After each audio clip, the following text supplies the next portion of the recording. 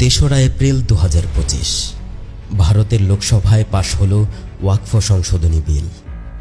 এমন একটি আইন যা মুসলমানদের ধর্মীয় সম্পত্তি, তাদের ইতিহাস এবং সাংস্কৃতিক মর্যাদাকে এক গভীর সংকটে ফেলেছে। কিন্তু মূল বিষয়টি হল, এই আইন মুসলমানদের ধর্মীয় স্বাধীনতা কেড়ে নেবে এবং বিজেপির হিন্দু রাষ্ট্র প্রতিষ্ঠার পদক্ষেপকে আরেক ধাপ এগিয়ে দেবে।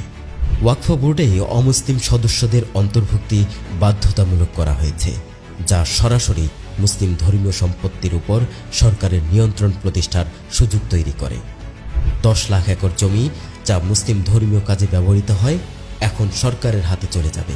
মসজিদ, মাদ্রাসা, কবরস্থান, আশ্রয়কেন্দ্র এসব কিছুই আর নিরাপদ থাকছে না।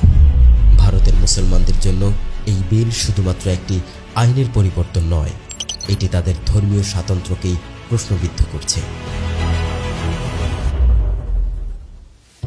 ভারতে মুসলমানদের প্রতি নির্যাতন নতুন কিছু নয়। 1947 সালে দেশভাগের পর লক্ষ লক্ষ মুসলমানকে হত্যা করা হয়েছিল, আর অনেককে শরণার্থী হয়ে অন্য দেশে পালিয়ে যেতে বাধ্য করা হয়েছিল। তারপর 1992 সালে বাবরি মসজিদ ধ্বংস, 2002 সালের গুজরাট দাঙ্গা, 2019 সালের CAA NRC, এগুলো সবই মুসলমানদের বিরুদ্ধে পরিকল্পিত কার্যক্রম। এই ওয়াকফ বিলও তারই ধারাবাহিকতার একটি অংশ। বহু বছর ধরে যে মুসলমানদের বিরুদ্ধে সন্ত্রাসী কার্যক্রমের অভিযোগ আনা হয়েছে, আজ তাদের ধর্মীয় সম্পত্তি নিয়ন্ত্রণের জন্য নতুন একটি আইন প্রণয়ন করা হলো।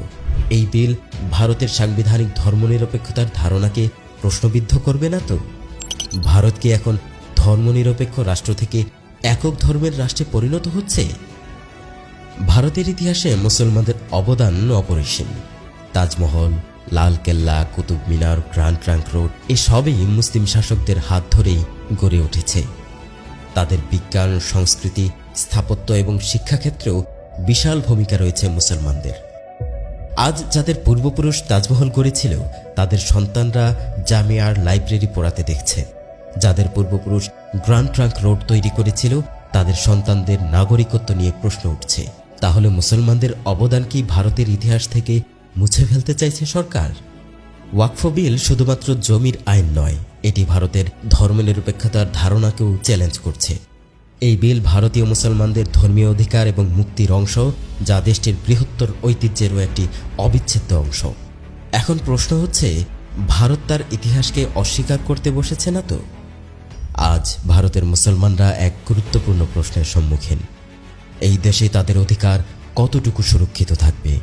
এই আইন শুধু তাদের ধর্মীয় অধিকারকেই ক্ষতিগ্রস্ত করছে না, বরং দেশের সাংস্কৃতিক ঐতিহ্যকেও সংকটের মুখে ফেলছে। আজ ভারতের মুসলমানরা শুধু নিজেদের পরিচয় রক্ষা করার জন্য নয়, তারা লড়াই করছে ভারতের সাংবিধানিক নীতির সুরক্ষার জন্য, যা দেশের বৈচিত্র্য এবং ঐক্যকে রক্ষা করতে বাধ্য। ইতিমধ্যেই ভারত সরকার ভারতে মুসলমানদের আন্দোলন এবং বিশ্বব্যাপী মুসলমানদের ওয়াকফ বিল বিরোধী কর্মসূচির কারণে এই ওয়াকফ বিল স্থগিত করেছে। মুসলমানদের একতা, একে অন্যের পাশে দাঁড়ানোর সিদ্ধান্ত বিরোধীদের কাঁপিয়ে দিতে সক্ষম। এই মুহূর্তটি কি ইতিহাসের পাতায় লিপিবদ্ধ হবে, তা হয়তো সময়ই বলে দেবে।